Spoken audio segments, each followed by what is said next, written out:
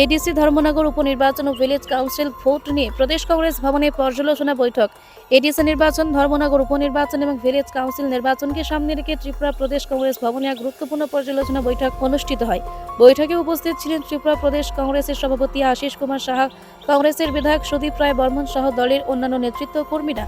আসন্ন নির্বাচনগুলোকে কেন্দ্র করে সংগঠনের প্রস্তুতি, প্রচার কৌশল এবং বিভিন্ন সাংগঠনিক বিষয় নিয়ে বিস্তারিত আলোচনা হয়। পাশাপাশি ভোটে দলের অবস্থান আরও শক্তিশালী করতে একযোগে কাজ করার বার্তা দেওয়া হয় বৈঠক থেকে।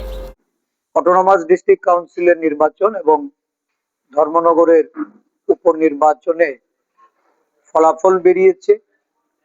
দলীয় পর্যায়ে এই ফলাফল পর্যালোচনা ও এর উপর বিশ্লেষণ করে একটা নির্দিষ্ট রোডম্যাপ তৈরি করার লক্ষ্যে আমাদের সমস্ত যারা প্রতিদ্বন্দ্বিতায় ছিলেন উপনির্বাচন ও এডিসি আসনে, যারা জাতীয় কংগ্রেস দলের প্রার্থী ছিলেন এবং আমাদের বিভিন্ন আসনে প্রভারী হিসাবে যারা নিযুক্ত ছিলেন, তাদেরকে আমন্ত্রণ জানানো হয়েছে।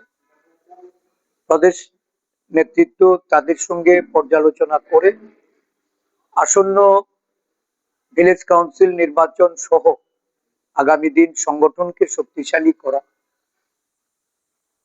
সমস্ত রাজ্য জুড়ে যে সাংগঠনিক দিক থেকে আমাদের দিন দিন যে সংগঠন বৃদ্ধি পাচ্ছে, সংগঠনের চেহারায় একটা গুণগত পরিবর্তন আসছে।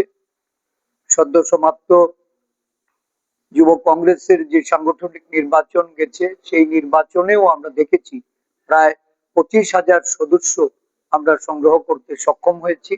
তো স্বাভাবিকভাবেই আমাদের এই সাংগঠনিক তৎপরতা এটাকে আরো বৃদ্ধি করা, দেশের সার্বিক পরিস্থিতিতে বিভিন্ন রাজ্যে রাজ্যে আমাদের কংগ্রেস দল আন্দোলনমুখী হচ্ছে।